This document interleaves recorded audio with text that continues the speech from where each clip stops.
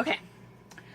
Hi BookTube, I'm here today to talk about Canadian literature, partly because I love Canadian literature, and partly because it's the 150th birthday of Canada, and partly because I want to share that we are more than Margaret Atwood and Anne of Green Gables.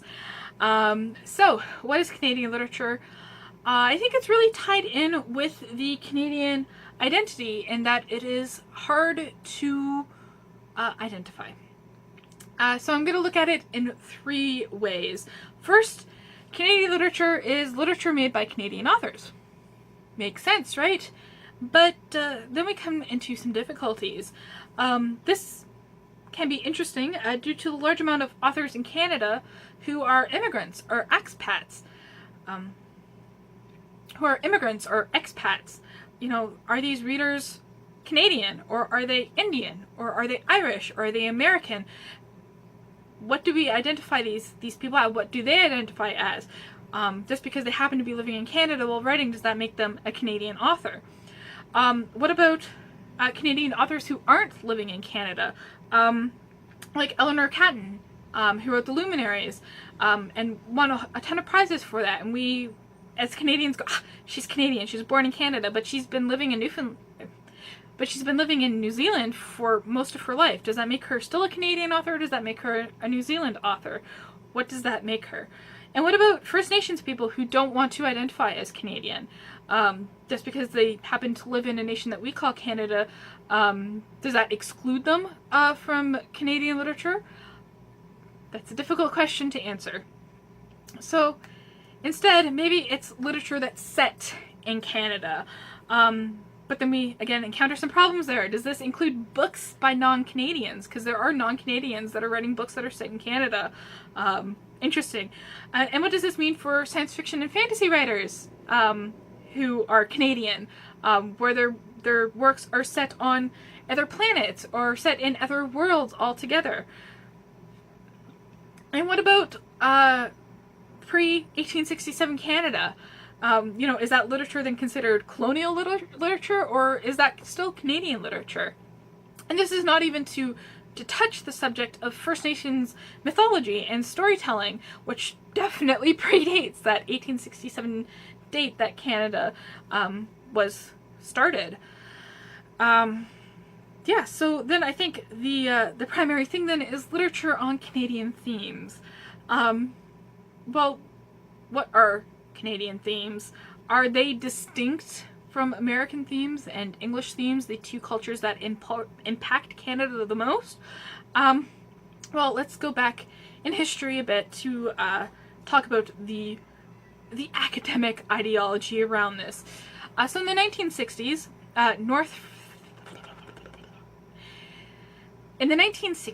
Northrop Frye said that Canadians deplored Canadian literature, and that we can only study Canadian literature so well because we can see what it has not done, which is capture or create a culture or be considered literature at all. I'll directly quote him here. No Canadian author pulls us away from the Canadian context towards the center of literary experience itself. Then at every point we remain aware of his social and historical setting. The conception of what is literary has to be greatly broadened for such a literature. The literary in Canada is often only an incidental quality of writings, which, like those of many of the early explorers, are as innocent of literary intention as a mating loon.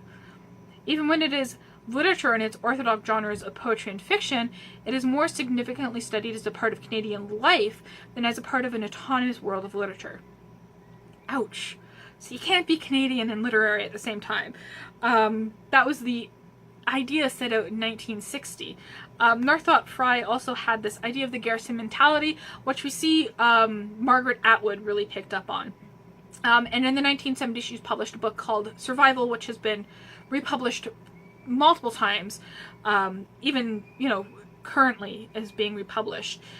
And this garrison mentality actually reflects our problematic history in Canada. A lot of people try to deny it, but it is there, of building walls and building forts to protect ourselves from the unknown, is what is stated in these works.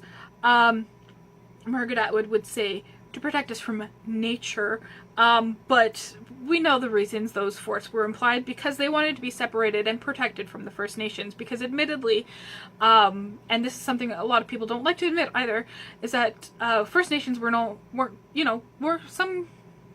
some tribes were eager to scalp the English and the French and the other settlers, but that's not to apologize for what the settlers did, but that protection and that separation, and that's a lot of problematic if you want to start bringing that history into literature.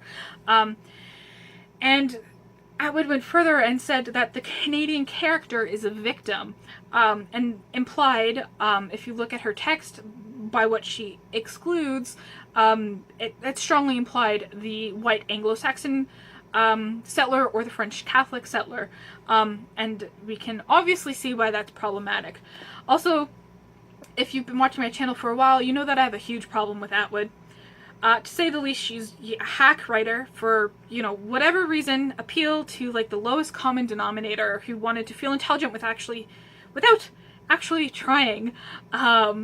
But Survival, her book, suffice it to say, is bunk, even outdated when it was written in 1972, and it still gets reprinted, and it's still the primary source for the study of Canadian literature in academia today.